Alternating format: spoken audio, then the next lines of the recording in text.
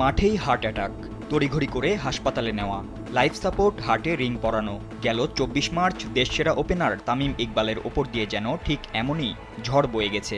যদিও দেশবাসীর দোয়া ও দৃঢ় মনোবলের কারণে মৃত্যুর মুখ থেকে ফিরে এসেছেন তিনি।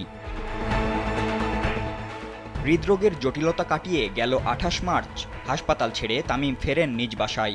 পারিবারিক সূত্রে জানা গেছে এখন তিনি অনেকটাই ভালো আছেন। এরপরও তামিমের পরিবার যেন তাকে নিয়ে কোনো ঝুঁকি নিতে চায় না।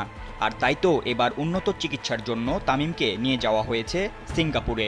গতকাল সোমবার পরিবারের সদস্যদের সঙ্গেই দেশ ত্যাগ করেছেন তামিম। জানা গেছে সিঙ্গাপুরের ফেরার পার্ক হাসপাতালে বিশিষ্ট হৃদরোগ বিশেষজ্ঞ ডাক্তার মরিস চুয়ের শরণাপন্ন হতে পারেন তামিম। ওয়ালটন আবারও মিলিনিয়ার অফারে ওয়ালটন ফ্রিজ কিনে আপনিও হয়ে যেতে পারেন মিলিয়নিয়ার। তামিম যে উন্নত চিকিৎসার জন্য বিদেশ যাবেন এই গুঞ্জন শোনা যাচ্ছিল তার হার্ট অ্যাটাকের দিন থেকেই। সবকিছু নির্ভর করছিল তার শারীরিক অবস্থার উপর। তবে গেল সপ্তাহে বিসিবির চিকিৎসক দেবাশিস চৌধুরী নিশ্চিত করেছিলেন তামিমের সিঙ্গাপুরে যাওয়ার কথা। তিনি জানিয়েছিলেন উন্নত চিকিৎসার জন্য তামিম যাবেন সিঙ্গাপুরে। শেষ পর্যন্ত গতকাল রাতেই দেশ ছেড়েছেন তামিম।